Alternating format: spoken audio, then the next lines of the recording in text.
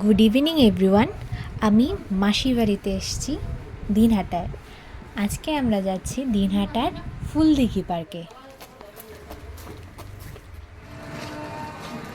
আমি, মাসি, বৌদি, মা, বুনু, ভাস্তি সবাই মিলে বেরিয়ে পড়লাম। মাসির বাড়ি থেকে খুব একটা দূর না ফুলদিঘি পার্ক, সামনেই, হেঁটেই যাওয়া যায়। আমরা পৌঁছে গেছি ফুলদিঘি পার্কে। তোমরাও একটু দেখে নাও চারিদিকটা কেমন।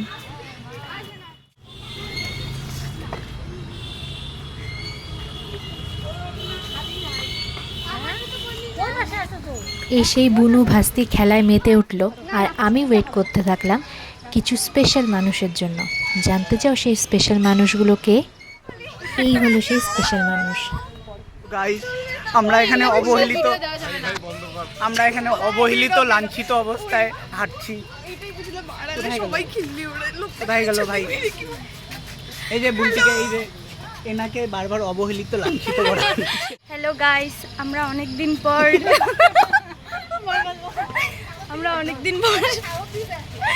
ফুলদিঘিতে আসলাম। স্পেশালি শ্বেতার সঙ্গে দেখা করতে আসছি।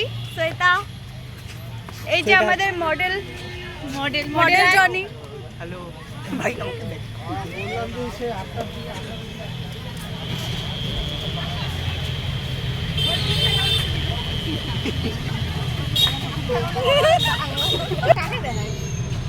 এই যে এটা তানিকে দেখো, যে অভ্র, জনি, আনিশা। এই যে আমাদের ফুলদিঘি। এখানে ফটো তুলি, চল।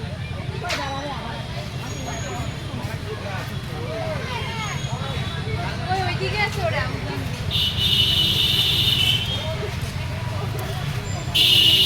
ব্লগ বানানোর শেষে শুরু হলো আমাদের ফটো সেশন।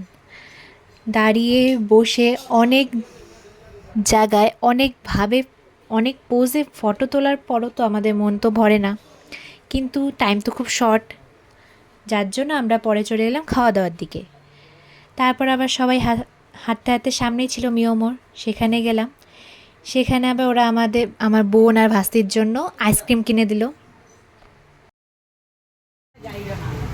আমাদের এদিকে একটু দেখা।